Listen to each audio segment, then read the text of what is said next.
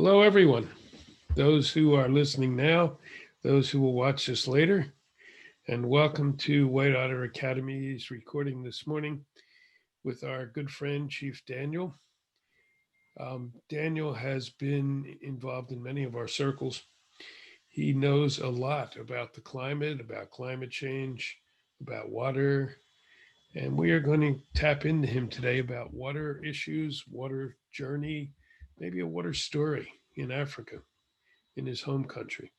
So I think I will turn it over to Chief and let him introduce himself and begin. And I am, excuse me, I want to welcome Frank and whoever is with him up at Pine Ridge. I have them on the phone. If anyone wants to ask questions, but you're not on here, feel free. Put them on my stream. Hi, Daniel. Welcome.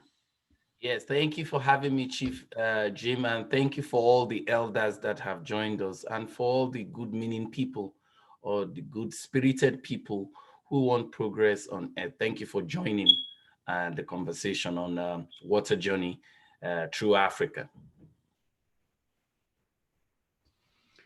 Awesome. So why don't you share a story with us if you're willing? Um, give us a feel and a sense of your part of the world. Yes, thank you so much. Um, our water journey in Africa, you know, may not have a lot of historical backings, but the nearest of history that we know started somewhere in Egypt. For many of you, you are aware that there's an important river called the Nile River. The Nile River runs almost through, if not dividing Africa into many parts. And we know fully well that Egyptians used that river uh, as um, as both cultural, but as both ways of controlling the economy at that time. Because proper irrigation of Nile will mean fertility for them. So during the times where Egypt were a great empire, the River Nile symbolizes for them fertility.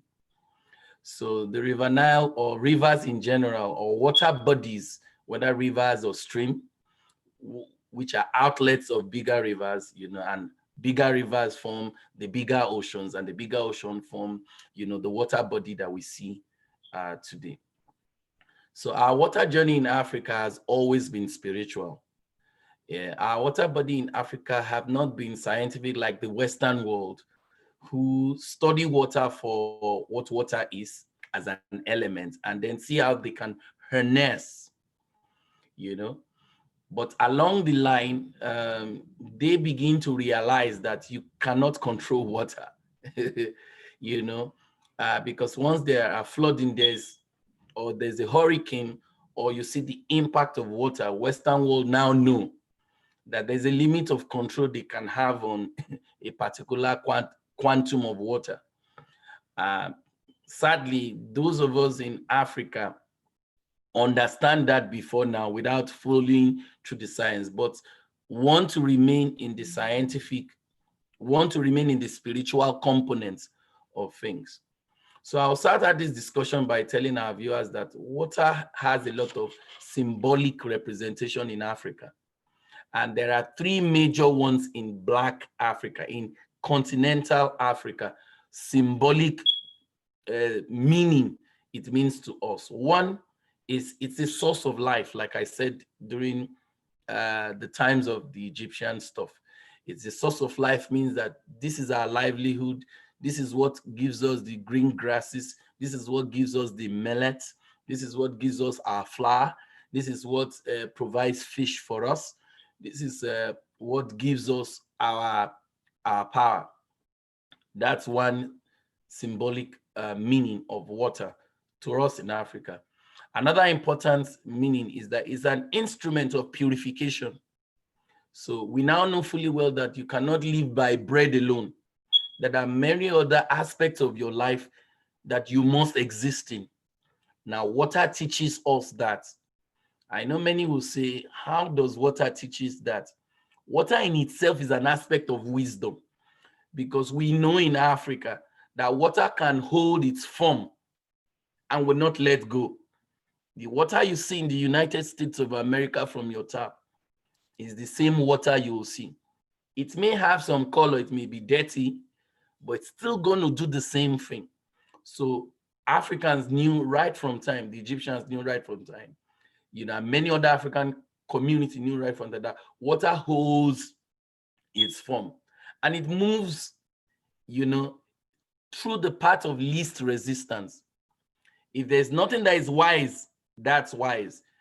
An element that lives to fight another day means that it will always have longevity, right? It means that it will always have vitality because it lives to fight another day. It has to exist, right? It means that it is genuine, that this is real. You understand? It lives to fight another day. It has outlived its enemy. It will always be real. It is almost even assuming an immortal, an immortal status. Water is also spontaneous. And more importantly for Africans, water can transform from being that element to fertile ground to being a destructive arm. And if you add all these characteristics I've just told you, they are the elements in spirituality. You cannot talk about spirituality without talking about regeneration, longevity, being real, immortality, being spontaneous, being able to morph or transform from time to time. So all these elements are reason why Africans and my ancestors, whether in the northern part of Africa, southern part, Western Africa, where I come from, why we reverence water. I am saying this now because I have academic background and I've been able to pull out some of these characteristics so that you can say, this guy is making sense. But back then in Africa, they didn't know that. It was an instinct that this thing has to be something very it's mystical, it's magical. How can somebody put his leg inside the water and just drown? Whereas the same people have swam in that water and then come out.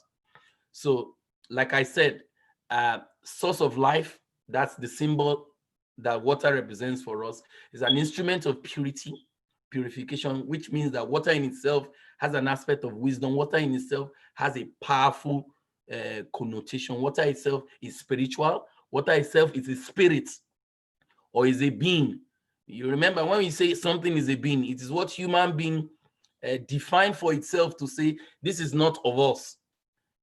So water in itself feels that characteristics. Then more importantly, water is a locus for regeneration. So even when something has been bad and it's time for us to cleanse and start afresh, water in itself is a symbol. And I'll give an example. The Bami Laki people are an ethnic group in West Africa. They are presently in Cameroon. The Bami Laki people are people that hold water as a regenerative, in its regenerative capacity. What do we mean? Before they give up, before a Bami Laki man gives out his daughter to be married to another person, he gets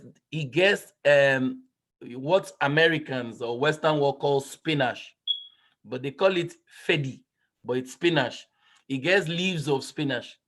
He goes into water, any kind of water, whether it's the stream, a bucket of water, because they have evolved now. So many do not go to streams again. They now have tap. But he takes that leaf and then he soaks it in water. On the day of the wedding, the leaf with the water is sprinkled on the daughter before the daughter is handed over. Any daughter from the Bamilaki ethnic group that does not have that ritual done is not said to have completed the marriage rites and will forever be going with bad luck.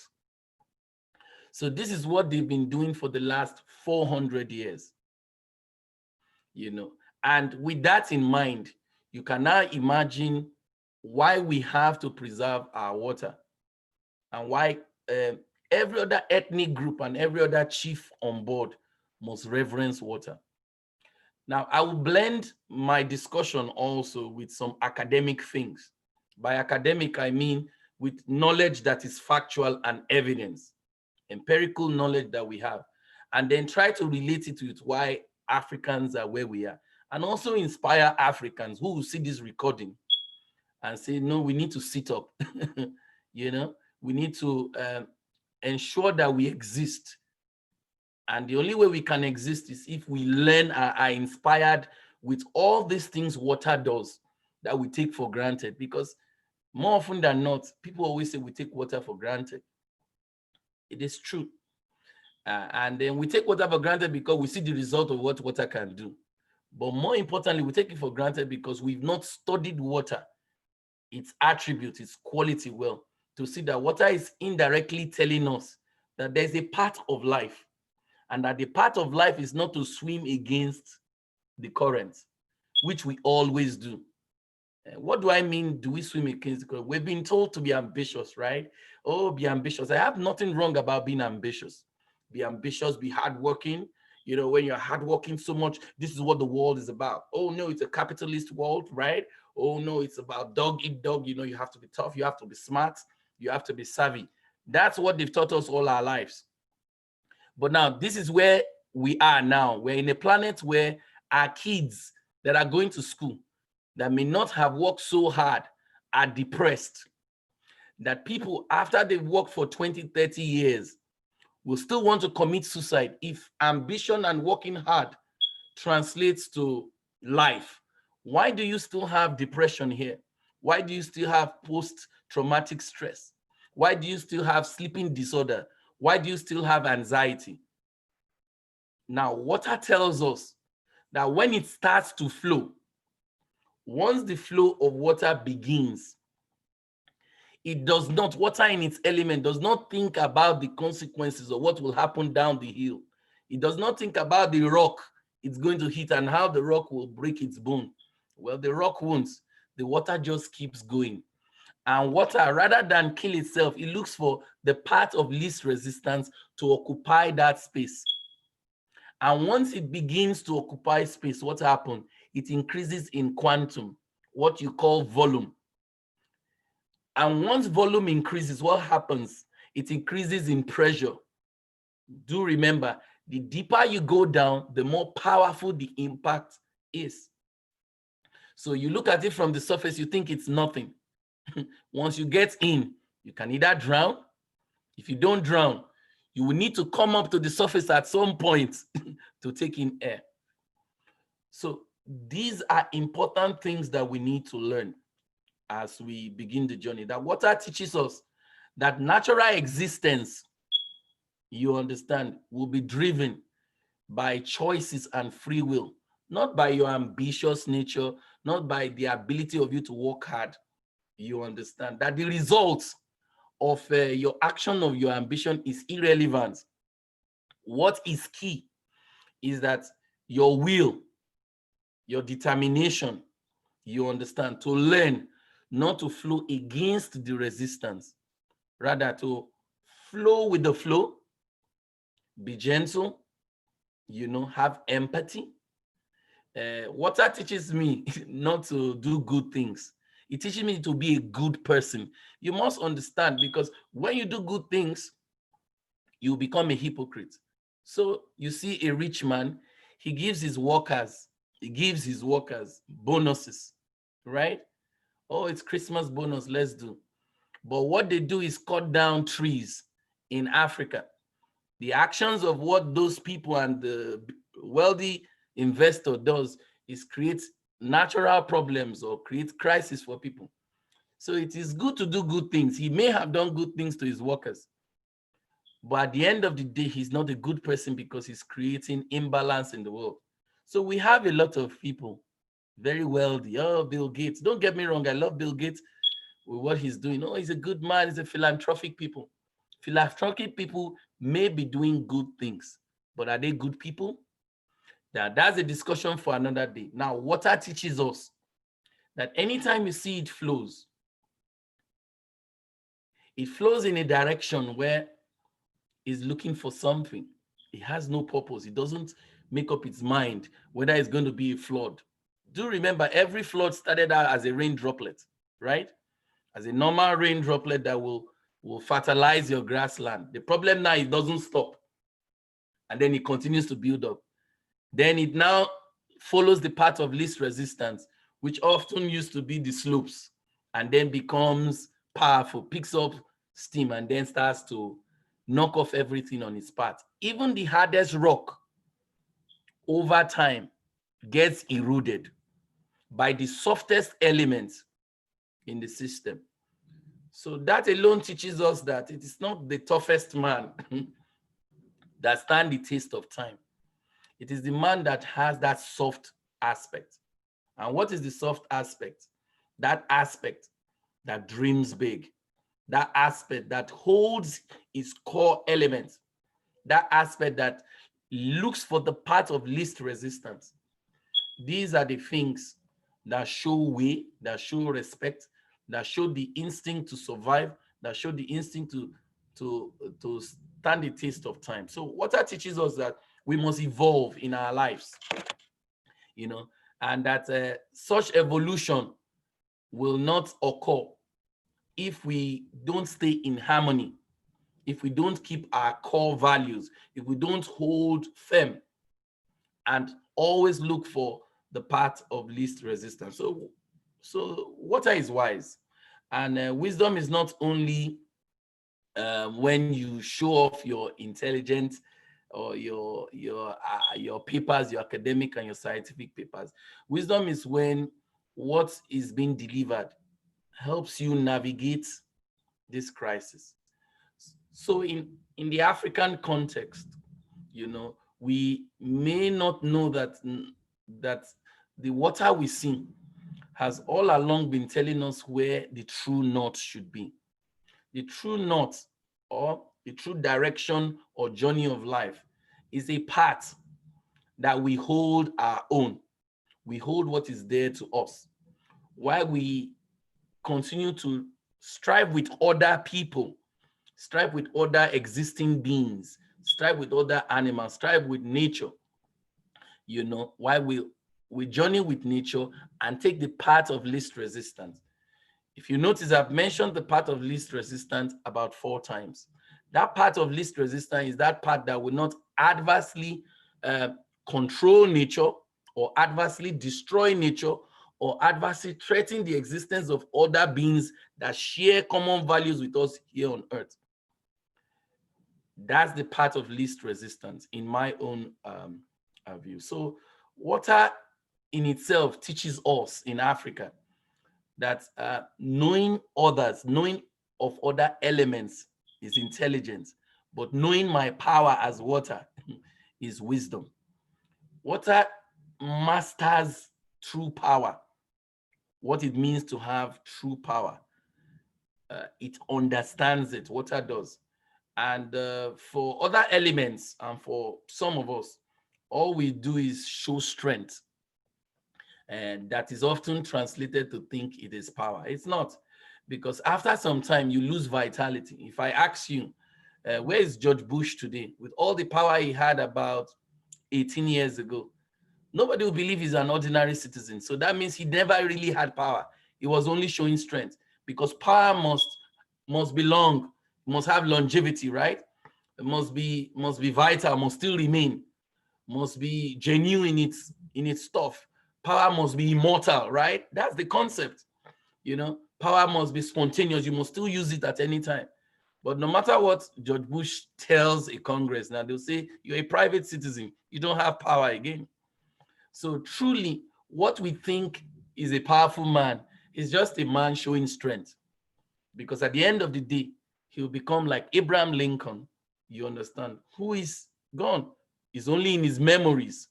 So everything we show and everything we are acting out, water is just telling us that I will still remain and you will be long gone. That the true path for a good life, the true path in understanding nature, is not to try to control it, is to try to learn to navigate it as I flow through all the paths, through forest, through mountain, through oceans, as I continue to flow, I am showing you the path to true north. That the path to true life is for you to hold your core values that are dear to you, and for you to follow the path of least resistance. Yes, that philosophy is mysterious. The philosophy looks inspiring, but that philosophy is real. Because if you look closely, even in the deepest of ocean, you understand, we have still not explored the potential of the deepest of ocean. And these are just water bodies. This is water, you understand? So all we see is the water in the surface, but the full potential of water, people do not know. That in itself is called inspirational. That the full potential of water that lies beneath the ocean sea, mankind's intelligence and years of technology still do not understand the depth of the sea, which is a component of water in itself. So all we know is the surface. That alone should inspire, a lot of us. So I will submit or conclude, that if we are to live in harmony, with nature, and if we are to study from anything water has given to us, the knowledge and the wisdom, the aspect of wisdom that water shows to everyday person, two things must come in place. One, our power of the mind. We must now be able to have a heart that is gentle, a mind that understands this philosophy. We must be able to curb our desire here on earth, because often it is our desire and our sense for flashy cars, our sense to have this latest furniture, our sense to cut down trees, our sense to consume papers, our sense to come to have bling bling, diamonds, to explore, to mine oil. All those things are our desire. If at all, we must live in harmony with elemental substances, with nature. If we are told we want to harness the power and understand water in its fullness, our state of mind is important, but more importantly, we must curb our desire. We must be humble, and more importantly, we must stop, this constant striving or this constant emphasis for luxury things. There must be complete cessation of conflicts. If we can do these four things, I think it will open our soul, to the working of nature. Now, the problem is this: the working of nature is complex. But how do you learn something complex when in your own mind you are complex? There's constant fighting. There's constant emphasis on nuclear weapons, which we all know have destructive tendencies, rather than all sitting down looking at nature in its element and understand why the river keeps flowing. Why is it that the softest element in the world, water, will still break down the hardest rock in the world over time? So water benefits all creation, and it does it without trying to even compete with anything. Nothing stops it. And that in itself should be an inspirational language that we should use as our message, in even resolving conflicts, you understand. So water may be soft, yeah, that's true, but its overall outcome and impact can break any hard substance, and it is seen in the erosions in rocks. So if at all anyone wants to gain something from what I have said here, is that the African people, may not have been very articulate like I have done to highlight these characteristics of water over time. But that absence of being academic has created in them that mysticism, has created in them that, oh, there has to be something more than this. They've always looked at water from, oh my God, look at the power of this flood.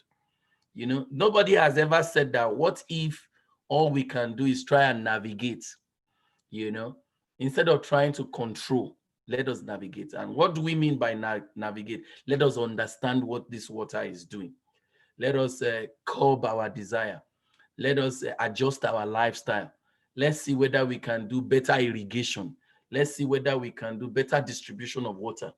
Let's see whether we can do better containment rather than trying to, constantly explore oil, trying to pour chemicals on earth, trying to destroy the trees that help reduce the impact of all this. So water for me is has humbled me and has told me, has exposed the Western egocentric philosophy of trying to control people rather than trying to navigate. And if you look back in history, you cannot mention navigation without mentioning water. So it means that if we know what the definition of navigation is, a path or a trail to a destination, it means that water in itself, when it flows, is actually navigating and pointing us through something. So it is what is required for us now to avert some of the calamities that we are doing. Rather than try to control nature, what we should be doing is learning how to navigate. And what we should be telling our young ones and transferring as knowledge are some of all these characteristics that if we are going to live in harmony with ourselves and with nature, we must be able to discipline our soul, or discipline our mind, or discipline our heart. We must be able to curb our humanistic attributes and even absorb attributes of water. Because if we truly live the water spirit, or truly live with the water characteristics, we will be humble. We will know we are soft, but we also know that even in the softest of things, we will break the hardest of rock. We will not always be quick to fighting and carrying guns and looking to spend trillions on nuclear weapons that look hard. We will see that the results do not always equal the amount of energy we spend. Rather, the results that we want of a better life are consequences of multiple actions, understanding the essence of what we are, and trying to benefit others. So water is indeed a remarkable element that I hold with deep respect, and I plead with all our elders to look at it for what it is all about. That it's symbolic for many of us for many things, but for Africa, for us, it is to see how we can teach our people that yes, the source, it's source of life. Yes, it's an instrument of purification. Yes, it's a focus for regeneration. Yes, we use it for fertility, our land. We're using it for marriage. Yes, we use it to demarcate our borders and boundaries. I know this is this state, this is this state. But water in itself is teaching us our path to life. And that pathway to life is how to navigate and how to exist with other elements, and how to hold ourselves in our form and always follow the path of least resistance. That for me is the higher wisdom. And that for me is what our water movement and my story today is all about. Thank you for listening. Thank you, Daniel. I've got a few comments and questions if we have time for them. From Frank up in Pine Ridge. He wanted to say, oh, I see. Yes, many of their elders are extremely wise. They understand the water, but they don't have much education. They didn't go to much school. Are they not just as wise as those who have gone and decided to follow a education path? Yeah, that's a very good question. And he's right. Do not forget that the reason why we say someone is wise from the academic point of view is if his article or his paper has been peer reviewed. It's exceptional, it's flawless. There are standards. Has this article addressed the question? Did he address the when, the who, the what? We even have a way we scale people. You understand? But back in the days when this is not in vogue, all they used was their instinct. So he's right to state that the instinct of the elders that he has always known, who are not academic, those instincts that they hold dear to them, their power of observation, their power to commune together, were all forms of education they did not know. Because those were the standards or the scale, just like when I'm writing a research. As an academic person, we have ways we write our research. We even use people's rule, one get all. One get all is one way medical people write our papers, our academic papers, because it tries to address, are we addressing this question, this article, or this clinical paper is trying to address? And when, what, how, you know? So one gets all skills, or there are numbers, we give all these scores. Now, for our elders and our chief that did not know one get all, that started in the 90s, you understand, you know, they use their instinct. Those instincts that we push aside and say they are primordial, they are primitive. Primitive is an English word, it's an academic definition, right? But for them in those days, 400, 2,000 years ago, you know, they studied the stars, they looked at the season. Oh, this looks like drought. Drought is our English term now. Then it was not English. Trust me, it will have been other languages unknown to us, but it all translates to something. So the instincts of all our chiefs were the one get all, were the scales of preference, were the academic rules in writing papers then. So they were wise too. So if we say somebody that uses the one gets all approach in writing medical articles is wise and smart, that's an intelligent paper, it means we are also saying that those are our chiefs and our elders in Africa, in South America, in North America, in Oceania, in the Pacific Island nations, were also using their instinct as a skill to build on to knowledge and understanding. So he's right that they were wise, and that they were not educated as we are in the 21st century does not take at all from the fact that they still respected that water in itself has mystical powers. That's what they regard it as. We now know water can be harnessed. Harnessing something from nothing is also mystical. You do know that, right? You've not seen kinetic energy of water. Have you seen it? It's an abstract now. It's an abstract thing, but you can see the result. They also saw the result. They didn't see the kinetic thing, but they saw the result of flooding. They saw the result of being capsized. They saw the result of people drowning. They saw the power of hippopotamus swimming in water.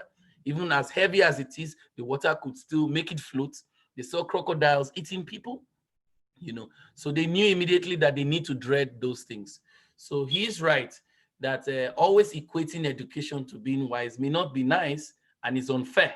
Even academically is unfair, because there were people that did not get exposed to all that you now know, but yet reverence and respect it. And for me, they are more wiser than now, where knowledge just flows generally, rather than then when few people were very observant and used instinct to strive. It's a good question, but it's something for debate. But for Yeah. me, our elders and our ancestors set the pace. You cannot exist from nothing. You existed from a pre-existing thing. Yes. They Yes. set the foundation for what wise is. We only just added value to it and brought out, specific significance, to now build elements or to now learn. We learned from birds. Our ancestors learned from birds, but the advanced version of us built airplanes. Airplanes were streamlined to all what our ancestors need. As ancestors knew people flew, they did not physically know you can fly, but they felt that spirits, you understand, can take messages from one point to the others. Our ancestors used animals to send emails. Birds were strapped with letters to give other people in other communities without electronic. But now we don't need that. With the electronic email and Zoom, we can see in real time. So the idea that education or the current chiefs we have may not be so enlightened enough, it's not so. Wisdom has been transferred over the years, Mhm. and we highlighting some of the features of water can help them reconnect back to where they are. And that's the essence of the water movement. is to help us return back to a pathway to life where we can live in harmony. And the definition of harmony is navigating through all what water is currently giving us. We can exist with all what is happening. Our trees and jungles can still remain, and we can just have to find a way or alternate way to exist rather than destroying our natural resources, polluting the natural water in its elements, forcing water to react adversely. It has flooding, it has contaminated water to destroying us. So it's a good discussion. It is. No, that's a great answer too. So there's a couple of one grandmother here while you were talking. Her people are Navajo, so they're from Southwest. And she said for her her father used to take her and they would sit all day at the top of the Grand Canyon so they could remember the Grand Canyon was created by water. So that's over a long, long period of time, but that's talks to the force you're talking about. That's just water running that created that huge canyon out there. So thank you, grandmother. That's a great awareness. Yeah, and just to also contribute to what grandmother has said, and that's why the more reason why everyone should fight for your land, Yes. because water has left a footnote on what your journey should be. All she just said is that she has just highlighted the transformational power of water. It has no hand, and yes, it's able to sculpt out something that millions of people all over the world come to. So what Mhm. mother is trying to tell us is that when a tourist comes and looks at that Grand Canyon, rather than look at it from the spectacle that is currently seen, you should look at how did it begin. The history should start that water created this thing you are seeing here.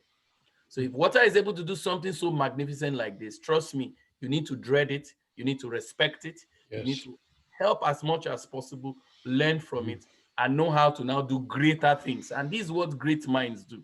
They study all these elements and then they start creating marvelous technologies that wows every single one of us, just like what the water has done to the Grand Canyon tens of thousands of years ago. Thank you, Mother, for Thank you, that. grandmother. Yes, excellent. So here's some from some of the younger people up there. Frank said they've been talking as you speak, and first they thank you for all you are doing, especially for the youth and those coming after us. So yes, he Daniel does amazing work. So I'm with you on that. Um, they're ah, so they're getting their educations now as well as learning from their elders. So they have both pieces. Their concerns are, I'm paraphrasing because he's writing a lot, are what more can we do? We keep watching each day. And now in New York, um, ah, yeah, water is being put on the stock market as a commodity. So they're curious. What do you think of that? How do we stop this kind of insanity?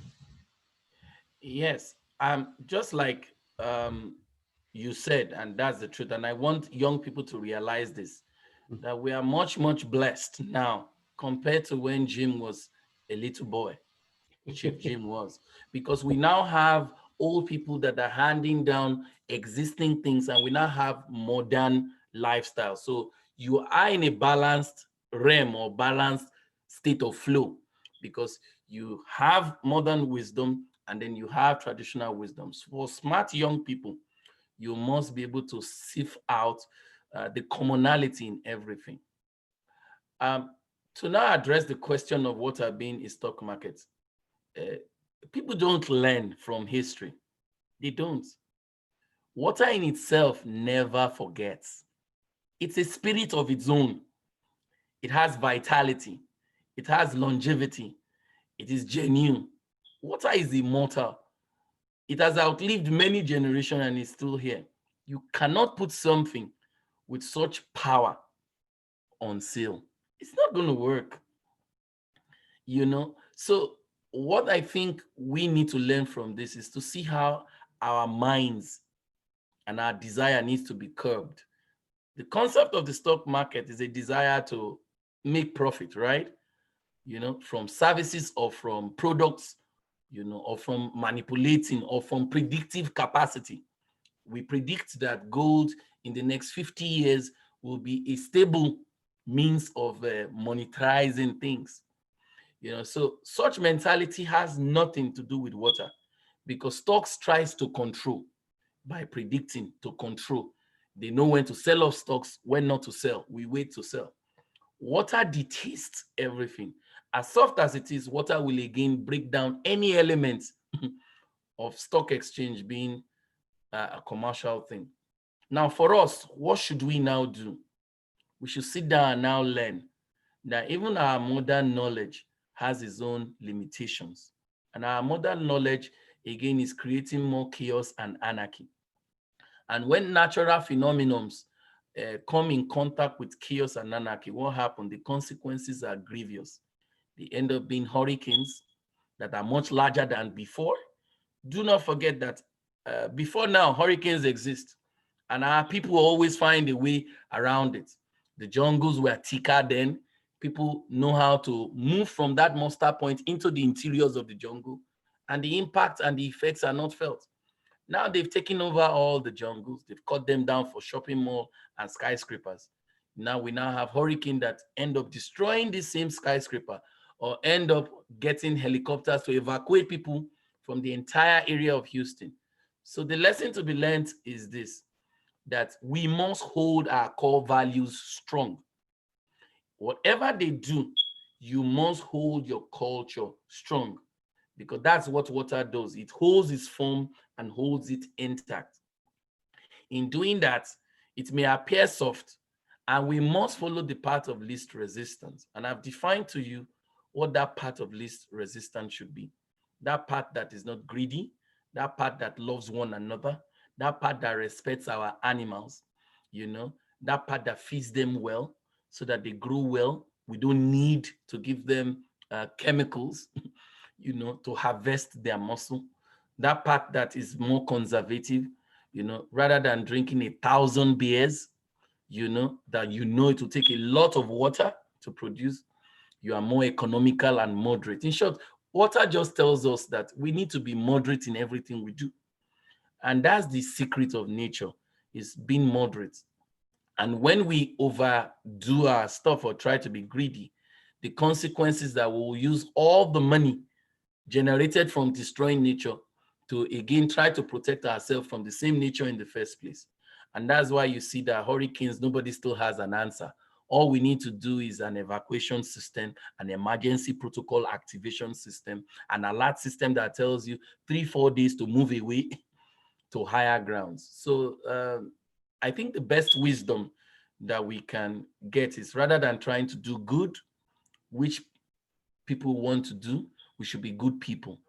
The stock exchange is only trying to do some good by claiming that they are creating prosperity, they are exposing water to innovative things, but we do know that the principle they try to preach is all about greed. And where they get the water from, many people may never even be able to drink clean quality water from there. Then why are you doing what you say you're doing? So it's a lesson for all of us to also seek to control our communities, mobilize our people, elect people that will defend what you stand for, enter coalition with people, and try to explain to people why we hold these natural resources there.